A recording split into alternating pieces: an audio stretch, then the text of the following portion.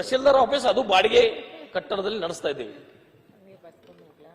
Tahsildar office ಬಾಡಿಗೆ ಕಟ್ಟಡದಲ್ಲಿ ನಡೆಸ್ತೀವಿ. ಇನ್ನೂ ಎಲ್ಲಾ ಕಚೇರಿಗಳು ಬರುವ ಯಾವಾಗ, ಆ ತಾಲೂಕಾ ಡೆವಲಪ್ಮೆಂಟ್ ಆಗುದು ಯಾವಾಗ, ಅಲ್ಲಿ ಎಲ್ಲಾ ಕಚೇರಿಗಳು ಯಾವಾಗ ಇವಾಗೂ ಸಹಿತ ನಾವು ಅಥಣಿಯಲ್ಲೇ ಹೋಗ್ತೇವೆ ನಾವು. ಈಗ ಏನಾಗಿದೆ ಅಧ್ಯಕ್ಷರೇ, ಪ್ರಜಾಸೌಧವನ್ನ ಕೊಟ್ಟರು ನಮ್ಮ ಕಂದಾಯ ಸಚಿವರು.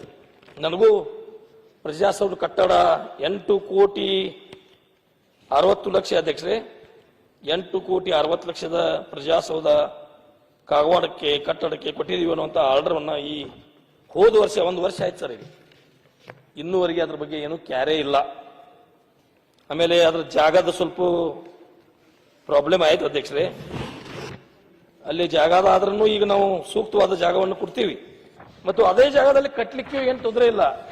ಯಾರೋ ಒಬ್ರು ಮಹಾನುಭಾವರು ಅಲ್ಲಿ ಬಂದು ಒಂದು ರಿಪೋರ್ಟ್ ಕೊಟ್ಟಿದ್ದಾರೆ ಗೌರ್ಮೆಂಟ್ಗೆ, ಇಲ್ಲಿ ಕೆರೆ ಇದೆ, ಈ ಕೆರೆ ಜಾಗದಲ್ಲಿ ಕಟ್ಟಲಿಕ್ಕೆ ಆಗಲ್ಲ, ಕೆರೆ ಇಲ್ಲ. ಮಳೆಗಾಲದಲ್ಲಿ ಬಂದು ಸ್ವಲ್ಪ ನೀರು ನಿಲ್ತಿದ್ದು, ಅದಕ್ಕೆ ಅವ್ರು ಕೆರೆ ಅಂತೇಳಿ ನಮ್ಮ ಅಧಿಕಾರಿಗಳು ಸರ್ ಕೆರೆ ಇದೆ ಕಟ್ಟಲಾಕ್ ಬರೋದಲ್ಲ. ನಾನಲ್ಲಿ ಇವತ್ತು ಅದ್ವಿ ಆತ್ಮವಿಶ್ವಾಸದಿಂದ ಹೇಳ್ತೇನೆ, ಅಲ್ಲಿ ಬಿಲ್ಡಿಂಗ್ ಕಟ್ಟಿದ್ದಾದ್ರೆ ಅದಕ್ಕೆ ಏನಾದರೂ ಧಕ್ಕೆ ಆದ್ರೆ ನನ್ನ ಆಸ್ತಿ ಮಾರಿ ಅದಕ್ಕೆ ನಾ ಎಲ್ಲ ದುಡ್ಡನ್ನು ಕೊಡ್ಲಿಕ್ಕೆ ರೆಡಿ ಇದ್ದೇನೆ ಅಧ್ಯಕ್ಷ. ಏನಿದು ವ್ಯವಸ್ಥೆ ಅಲ್ಲಿ ಬರ್ಬೇಕು. ಮತ್ತು ಹೋದ ಬೆಂಗಳೂರಲ್ಲಿ ಅಧಿವೇಶನದಲ್ಲಿ ನಮ್ಮ ಕಂದಾಯ ಸಚಿವರು ಆ ಸಾಯಿಲ್ ಟೆಸ್ಟ್ ಮಾಡಿ ರಿಪೋರ್ಟ್ ಕೊಡಿ, ಆಮೇಲೆ ನಿಮಗೆ ಕೊಡ್ತೇನೆ ಅಂತೇಳಿ ಜಿಲ್ಲಾಧಿಕಾರಿಗೆ ಒಂದು ಆರ್ಡರ್ ಮಾಡಿರೋ ಅಧ್ಯಕ್ಷರೇ. ಇನ್ನೂವರೆಗೆ ಅದರದ ರಿಪೋರ್ಟ್ ಕೊಟ್ಟಿಲ್ಲ. ಬೆಳಗಾವಿ ಅಧಿವೇಶನ ಆಗಿ 8 ದಿವಸ ಆಯ್ತ್ರಿ, ಆಗಸ್ಟ್ದಾಗ ಆಗಿರ್ಬೇಕು, ಐ ಥಿಂಕ್ ಆಗಸ್ಟ್ದಲ್ಲಿ ಆಗಿದೆ. ಆಗಸ್ಟ್ 11ನೇ ತಾರೀಕು ಆಗಿದೆಯಲ್ಲ, ಅಲ್ಲ ಅಲ್ಲಿ ಬೆಂಗಳೂರಲ್ಲಿ ಇಲ್ಲ, ಬೆಂಗಳೂರಲ್ಲಿ ಆಗಿದೆ. ಅವಾಗ ಕೊಟ್ಟಂತ ಇನ್ನೂವರೆಗೆ ಟೆಸ್ಟ್ ಆಗಿಲ್ಲ, ಇನ್ನೂವರೆಗೆ ಅದ್ರ ರಿಪೋರ್ಟ್ ಏನಿಲ್ಲ.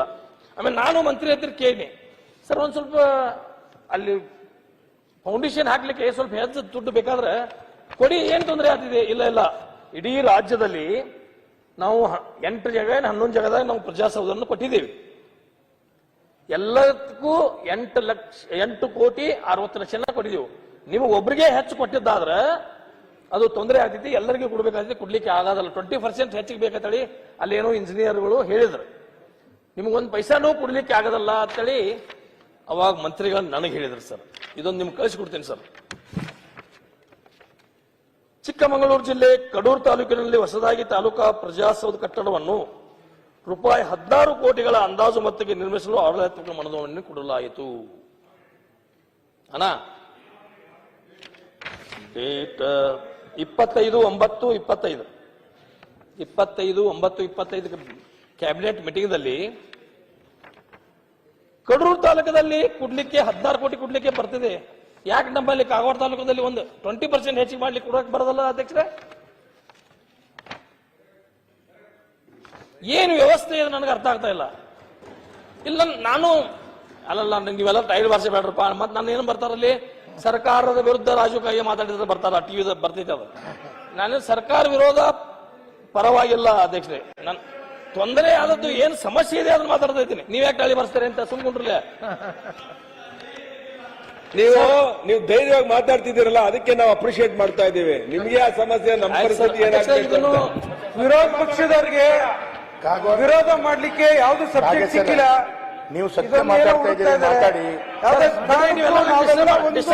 ಕಾಂಗ್ರೆಸ್ ಮುಂದೆ ಅಧ್ಯಕ್ಷರೇ ಮಾತಾಡ್ರಿ.